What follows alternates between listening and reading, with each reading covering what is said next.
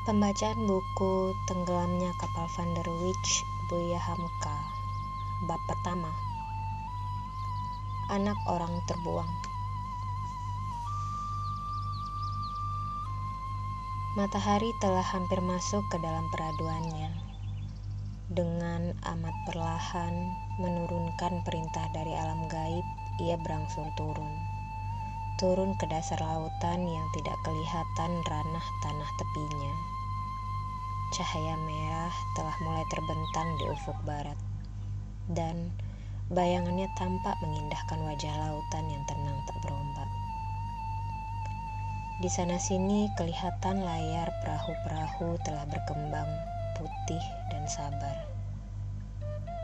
Ke pantai kedengaran suara nyanyian Iloho Gading atau Sio Sayang yang dinyanyikan oleh anak-anak perahu orang Mandar itu, ditingkah oleh suara geseran, rebab dan kecapi. Nun, agak di tengah, di tepi pagaran Anggar, kelihatan puncak dari sebuah kapal yang telah berpuluh tahun ditenggelamkan di sana. Dia seakan-akan penjaga yang teguh, seakan-akan stasiun dari setan dan hantu-hantu penghuni pulau laya-laya yang penuh dengan kegaiban itu. Konon kabarnya, kalau ada orang yang akan mati hanyut atau mati terbunuh, kedengaranlah pekik dan ribut-ribut tengah malam di dalam kapal yang telah rusak itu. Di waktu senja demikian, kota Mengkasar kelihatan hidup. Kepanaan dan kepayahan orang bekerja siang apabila telah sore diobat dengan menyaksikan matahari yang hendak terbenam dan mengecap hawa laut. Lebih-lebih lagi bila suka pula pergi makan angin ke jembatan, yaitu panorama yang sengaja dijorokkan ke laut di dekat benteng Company. Di benteng itulah kira-kira 90 tahun yang lalu, Pangeran Diponegoro kehabisan hari tuanya sebagai buangan politik.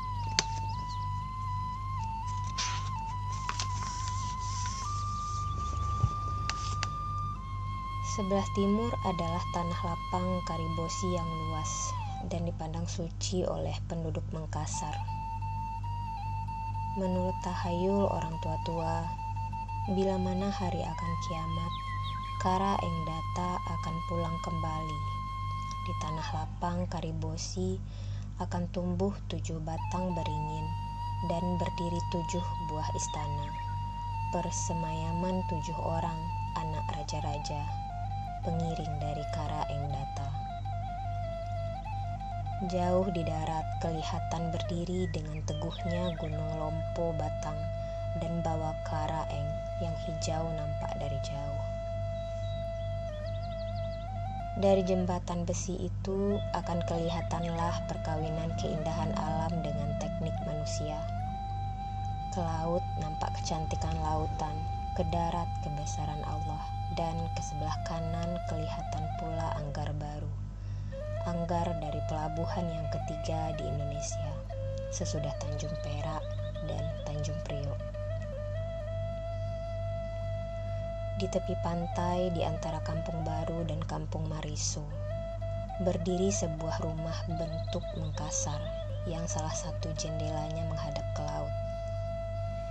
Di sanalah seorang anak muda yang berusia kira-kira 19 tahun duduk termenung seorang diri menghadapkan mukanya ke laut.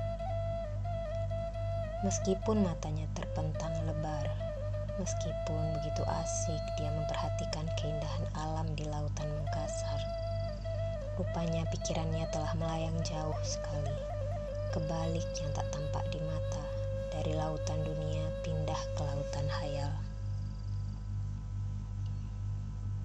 Ia teringat pesan ayahnya tatkala beliau akan menutup mata. Ia teringat itu, meskipun dia masih lupa-lupa ingat. Ayahnya berpesan bahwa negerinya yang asli bukanlah Mengkasar, tetapi jauh di seberang lautan yang lebih indah lagi dari negeri yang didiaminya sekarang. Di sanalah pendam pekuburan nenek moyangnya. di sanalah sasap jeraminya. Jauh, kata ayahnya, jauh benar negeri itu. Jauh di balik lautan yang lebar, subur dan nyaman tanamannya. Ayahnya berkata, jika Mengkasar ada Gunung Lompo Batang dan Bawah Kang Eng. Di kampungnya pun ada 2 gunung yang bertuah pula, ialah Gunung Marapi dan Singgalang. Di Gunung Marapi ada talang perindu, di Singgalang ada naga hitam di dalam telaga di puncaknya. Jika disebut orang keindahan Banti Murung di Maros, di negerinya ada pula air mancur yang lebih tinggi. Masih terasa-rasa di pikirannya keindahan lagu Serantih yang kerap kali dilagukan ayahnya tengah malam. Ia tak tahu benar apakah isi lagu itu, tetapi rayuannya sangat melekat dalam hatinya. Ada pantun-pantun ayahnya yang telah hafal olehnya, lantaran dinyanyikan dengan nyanyi serantih yang merdu itu. Bukit putus, rimba keluang, direndam jagung, dihangusi. Hukum putus, badan terbuang, terkenang kampung kutangisi. Batang kapas nan rimbun daun, urat terentang masuk padi. Jika laut lepas ke tahun, merantau panjang hanya lagi. Siapakah gerangan anak muda itu? Dia dinamai ayahnya Zainuddin. Sejak kecilnya telah dirundung oleh kemalangan. Untuk mengetahui siapa dia, kita harus kembali kepada suatu kejadian di suatu negeri kecil dalam wilayah Batipuh 10 Koto di kota Padang Panjang, kira-kira 30 tahun yang lalu. Seorang anak muda bergelar Pandekar Sutan, kemenakan Datuk Mantari Labih, adalah pendekar sultan kepala waris yang tunggal dari harta peninggalan ibunya karena dia tak bersaudara perempuan. Menurut adat Minangkabau, amatlah malangnya seorang laki-laki jika tidak mempunyai saudara perempuan yang akan menjaga harta benda, sawah yang berjenjang, bandar buatan, lumbung berpereng, rumah nan gadang. Setelah meninggal dunia ibunya, maka yang akan mengurus harta benda hanya tinggal ia berdua dengan mamanya, Datuk Mantari Labih. Mamanya itu usahakan menukuk dan menambah, hanya pandai menghabiskan saja.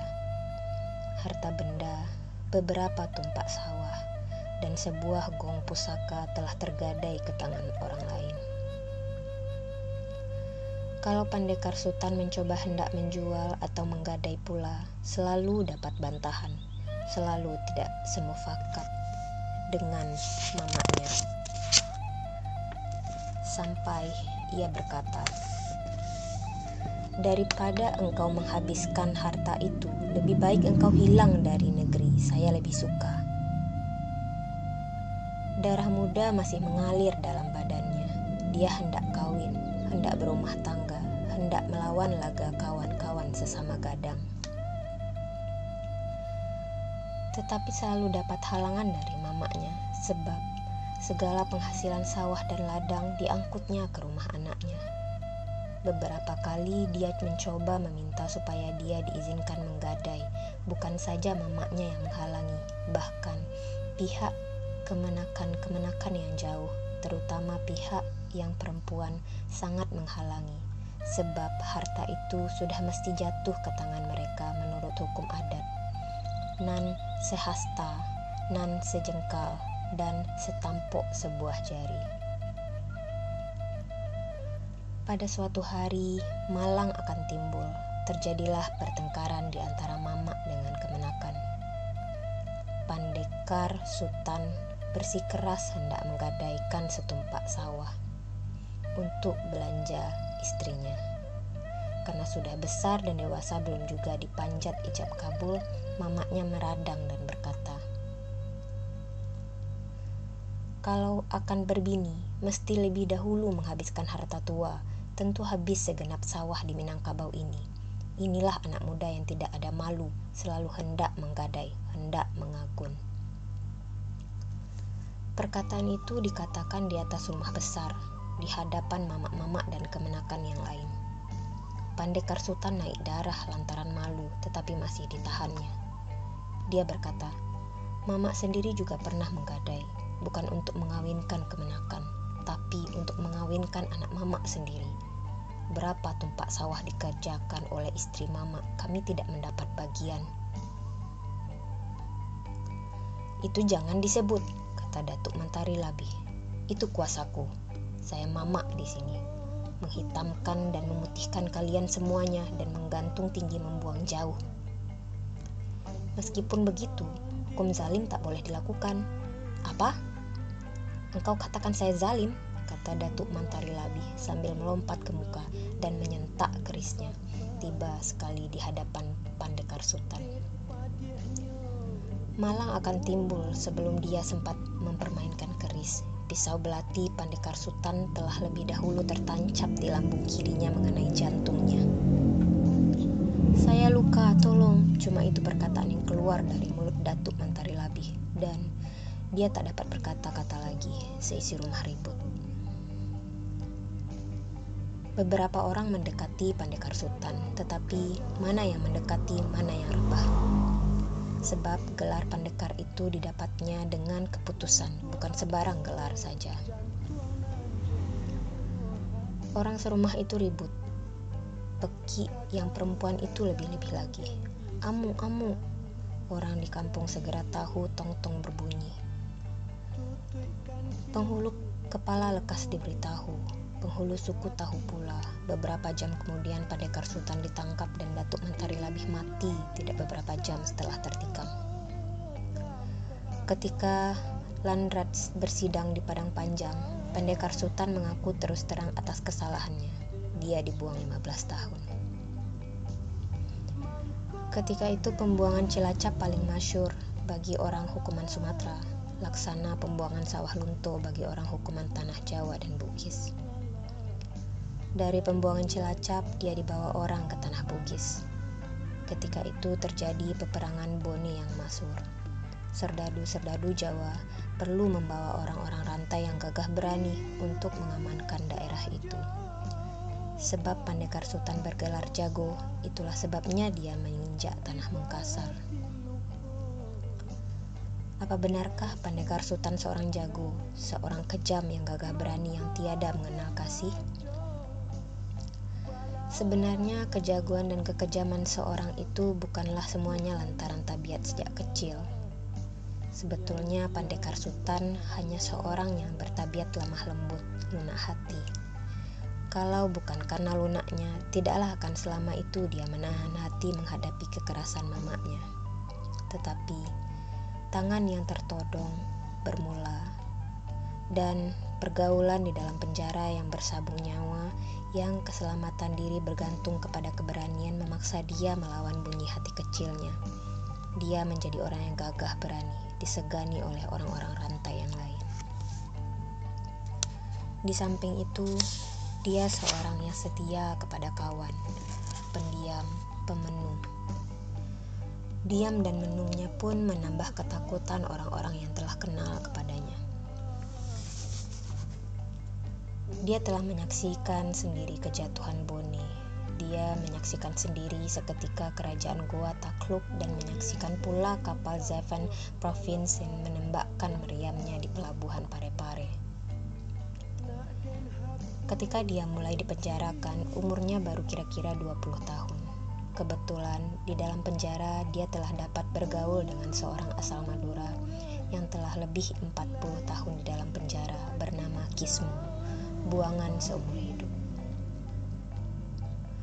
Rambutnya telah putih, tetapi meskipun demikian, lama dia di dalam penjara dan telah banyak negeri yang didatanginya, belum pernah dia melupakan jalan kesucian. Rupanya dia banyak menaruh ilmu batin. Kepadanya lah Pandekar Sutan banyak berguru. Setelah dipotong 3 tahun, habislah hukuman dijalankannya seketika dia berada di Makassar. Kalau dia mau, tentu dia akan dikirim ke Minangkabau, tanah tumpah darahnya. Tetapi, dia lebih suka tinggal di Makassar. Meskipun batinnya amat ingin dan telah teragak hendak pulang, ditahannya, dilulurnya air matanya. Biarlah negeri Padang dihitamkan buat selama-lamanya. Apa sebab demikian halnya? Saudara yang kandung tak ada, terutama saudara perempuan.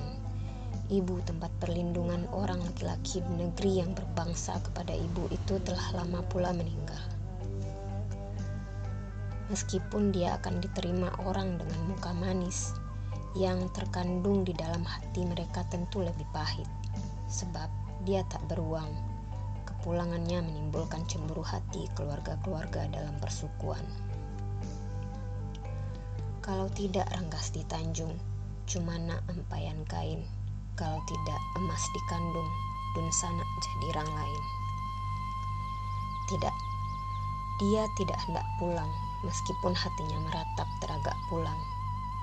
Bukan sedikit hari 12 tahun, entahlah gedang pohon kelapa yang ditanamkan di muka halaman ibu, entah telah bersisik keris. Dia mesti hilang, mesti larat karena kehilangannya seorang, belum sebagai kepecahan telur ayam sebuah bagi orang di kampung. Sebab itulah, tinggallah dia di Makassar beberapa tahun lamanya. Bermacam-macam usaha telah dicarinya untuk mencukupkan bekal hidup sesuap pagi sesuap petang. Dia tinggal menumpang di rumah seorang tua, keturunan bangsa Melayu yang mula-mula membawa agama Islam ke Makassar kira-kira 400 tahun yang lalu. Budi pekerti Pandekar Sutan amat menarik hatinya, kelakuannya, keberaniannya, dan kadang-kadang pandai berdukun. Semuanya menimbulkan sukanya. Sehingga akhirnya dia diambil menjadi menantu, dikawinkan dengan anaknya yang masih perawan, Daeng Habibah. 3 dan 4 tahun dia bergaul dengan istrinya yang setia itu. Dia beroleh seorang anak laki-laki, anak tunggal. Itulah dia Zainuddin, yang bermenung di rumah bentuk Makassar, di jendela yang menghadap ke laut di Kampung Baru, yang dikisahkan pada permulaan.